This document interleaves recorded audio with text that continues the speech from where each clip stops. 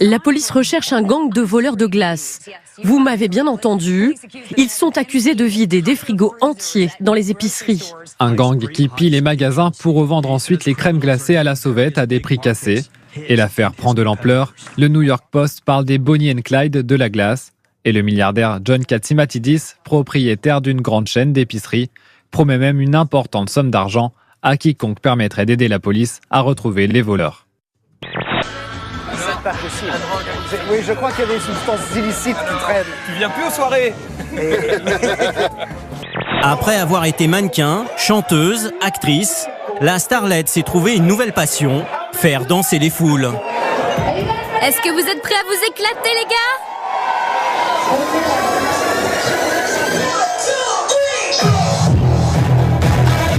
Pendant 2 heures, Paris Hilton va mixer les plus grands tubes du moment grâce à un simple logiciel et une clé USB.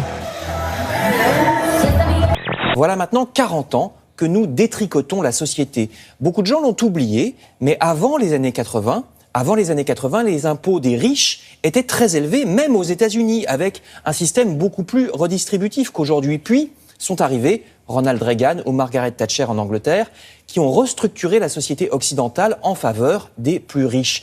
Et les hommes politiques, Barack Obama pas plus qu'un autre, n'ont jamais pu arrêter cette tendance, cette évolution du capitalisme. 60 000 € la prestation. Les DJ sont les nouvelles rockstars. C'est tellement rigolo d'être sur scène. L'énergie dans la salle est incroyable. J'adore ça. Je suis tellement excitée d'être là.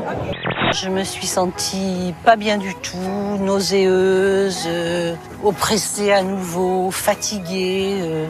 Donc je me suis dit ça va passer, je vais me reposer, faire la sieste, etc. Pourtant, Lucette vient de faire un infarctus. Et c'est sa sœur qui va prendre les choses en main en alertant les secours. Moi, j'en ai une qui a accouché en dormant. Ici, elle s'est endormie. 10 minutes après, elle sonne. Et je commence à sentir des trucs en bas. Elle avait déjà senti, mais ça de la tête, quoi. Tout ça de la tête. En dormant. Elle a accouché en pionçant, quoi. À 23 ans, il souhaite changer de sexe et devenir une femme. Depuis toujours, Cyril a l'impression de vivre dans un corps qui n'est pas le sien. Au fond de lui, il sait qu'il est une femme. Il a donc déjà changé de prénom. Nous l'appellerons désormais Jessica. Et dans sa garde-robe, il n'y a quasiment plus de vêtements pour garçons. En fait, les hommes doivent être là à ce moment-là. Ouais. Je dis, c'est à ce moment-là que les hommes doivent être là. Ils sont jamais là quand il faut. Et après, eux, ils l'ont dans les bras. Et c'est félicitations, hein. Ouais, t'as fait un beau bébé, hein. Alors qu'il a fait quoi, s'il te plaît ? Juste planter une graine qu'il a laissé pousser. Et après, il récolte le fruit. Jessica n'est clairement plus en phase avec son physique. Elle ne supporte plus tous les détails qui lui rappellent qu'elle est encore un homme. Alors, dès qu'elle s'habille en femme, elle prend bien soin de cacher tous ses attributs masculins. Voilà, maintenant j'ai plus de pénis, tout a disparu. Jessica le sait, elle est féminine à outrance et tape dans les clichés, mais elle s'en moque. Pour elle, une vraie femme, ça porte du rose. On met plein des couleurs comme ça, j'adore ça, cette couleur, c'est ma couleur préférée, le rose. Parce que, bien sûr, certaines choses ont avancé, notamment les mœurs. Les États-Unis, comme l'Europe, sont aujourd'hui beaucoup plus ouverts vis-à-vis du mariage homosexuel. Les minorités ethniques sont devenues beaucoup plus visibles dans le show business ou le monde économique. Mais la classe ouvrière, ce qu'on appelle parfois les petits blancs, la classe ouvrière se rappelle l'époque d'autrefois où l'État était puissant, je cite l'article, où les logements étaient bon marché, où les écoles publiques étaient d'un bon niveau, où les emplois ouvriers étaient valables, etc. En tout cas, moi je m'en fous pour le moment. Je me sens jeune, je ne m'identifie pas à eux parce que vraiment, quand je les vois, je me dis, Alain, continue comme tu es, t'es bien parti et je reste jeune. À fond le vélo, yes!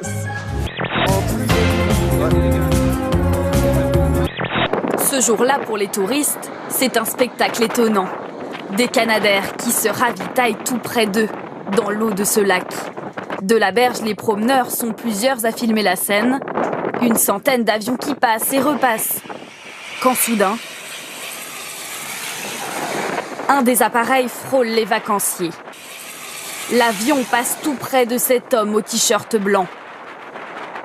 En Syrie, des combattants de l'État islamique qui ont fui la ville de Minbej dans le nord du pays auraient pris en otage 2000 civils pour s'en servir comme bouclier humain, selon une ONG.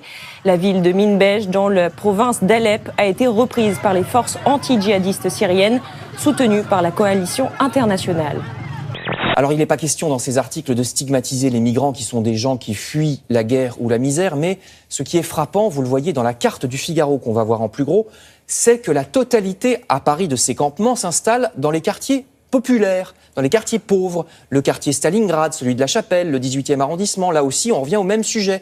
C'est dans les quartiers déjà pauvres que la misère vient s'accumuler. Oh là là, il est où le bonheur? Il est où? Elle est super belle, la dernière là. Oui, il est là. Il est là. Oh, c'est beau ça. Il est où le bonheur? Il est où? Pour vous. Il est où le bonheur? Il est où? Le rejet des dirigeants politiques de tous bords par les électeurs des pays occidentaux vient en partie de cette mondialisation si inégalitaire. Certains libéraux prétendent, dit l'article, que la mondialisation au final bénéficie à tout le monde, mais en réalité ils n'en savent rien, écrit le journal Les Échos, qui pourtant n'est pas un journal de gauche. Figurez-vous même que par rapport au niveau de vie de l'époque, le revenu des travailleurs était plus élevé il y a 40 ans qu'aujourd'hui.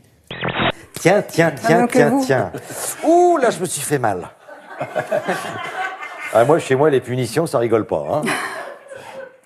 Le coup d'œil montagnard et le coup de main aussi pour se rendre invisible en quelques minutes. Mais où est passé le sergent-chef Thomas? Cherchez-le bien. Il est là, juste sous vos yeux.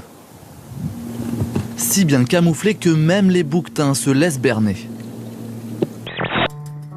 À l'aube, bien avant le départ, ils ont vérifié tous ensemble les conditions de vol. Ce jour-là, elles sont idéales.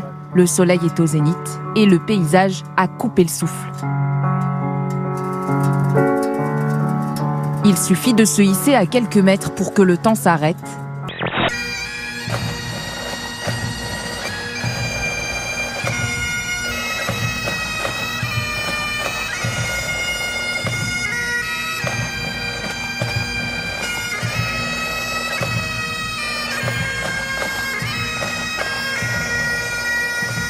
Et pendant ce temps, nous rappelle Lacroix, pendant ce temps, grâce à des montages financiers que l'on connaît pourtant bien maintenant, Airbnb, pour ne citer que lui, ne paye que 69 000 € d'impôts, c'est-à-dire énormément moins que ce que cette société devrait normalement payer en France. Ça fait longtemps qu'on le sait, et pourtant rien ne change.